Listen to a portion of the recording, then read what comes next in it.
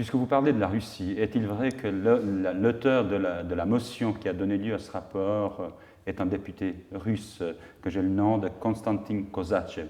Et beaucoup d'analystes kosovars de la région s'interrogent sur le bien fondé de cette initiative, sachant bien que d'une part, la Russie n'est pas vraiment modèle pour les droits de l'homme, pour la protection des droits de l'homme, et d'autre part, la Russie est connue comme étant l'allié traditionnel de Belgrade.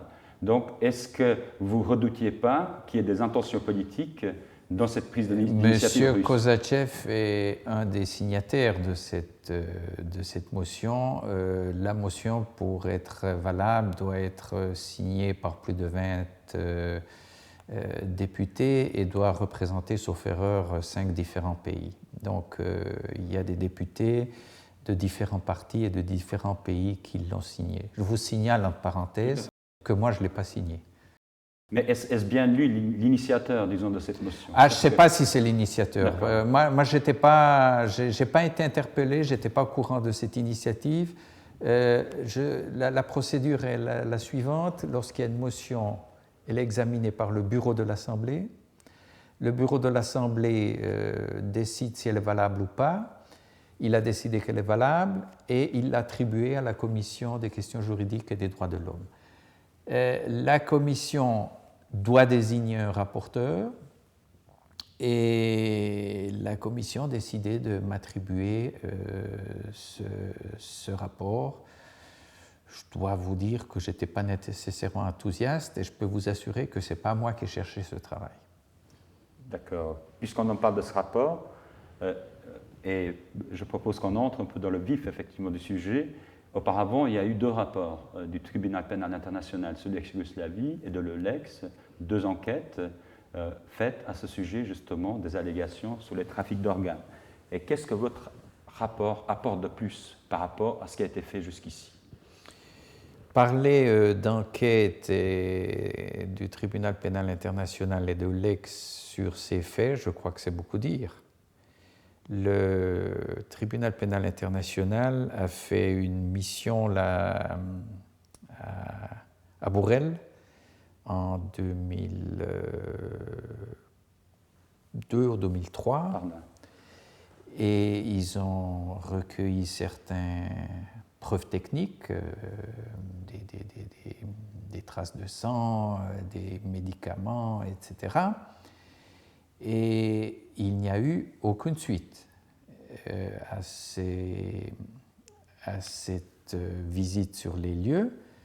Même ces preuves qui aujourd'hui pourraient être exploitées par une véritable enquête ont été détruites, ce qui est évidemment assez étrange, parce que je ne connais aucune autorité judiciaire, aucun ministère public qui, même s'il reconnaît qu'il n'est pas compétent, détruit, après même pas 2 ans, des éléments de preuve qui pourraient demain se révéler capitales. Donc, en fait, il n'y a jamais eu une véritable enquête sur ces faits. Aussi parce que l'Albanie, et ça c'est le ministre de la Justice albanais qui me l'a dit, et le ministre de l'Intérieur également,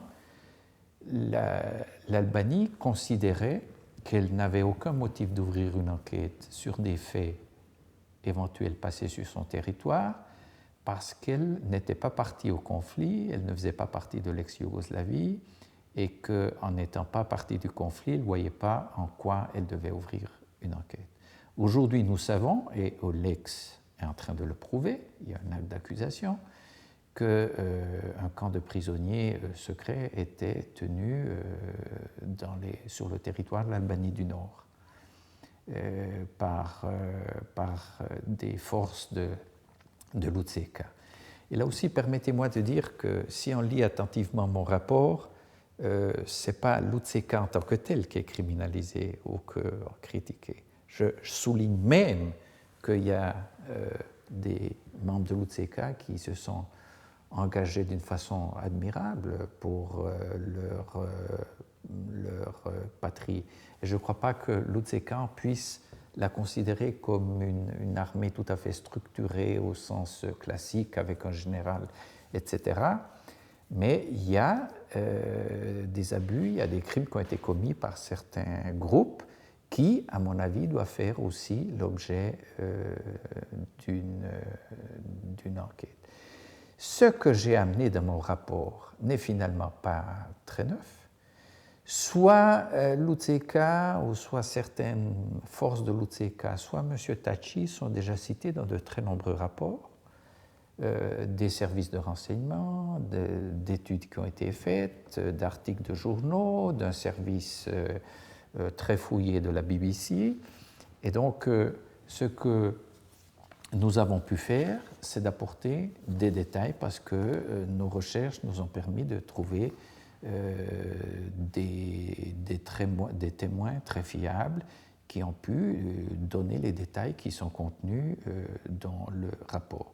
Mais nous ne sommes pas une autorité ni d'enquête et encore moins de jugement, mais nous sommes une autorité de dénonciation.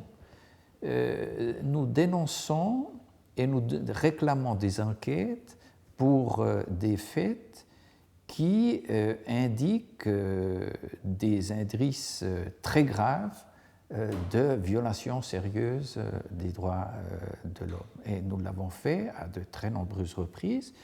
Vous avez parlé tout à l'heure du rapport sur les prisons secrètes. Je vous signale que là aussi, j'ai fait des noms de l'ancien président de la Roumanie, du conseiller à la sécurité polonais, qui était au courant de ce qui se passait. Et en 2006, j'ai présenté 2 rapports, un en 2006, mais le principal est en juin 2007. On m'a aussi toujours demandé des preuves. J'ai dit, mais c'est à vous de les chercher, les preuves. Moi, je dénonce, et j'aimerais vous dire que 3 ans sont passés, il n'y a pas un seul mot de mon rapport qui a été démenti. Je crois que le contenu de mon rapport est aujourd'hui considéré comme prouvé dans tous ces éléments.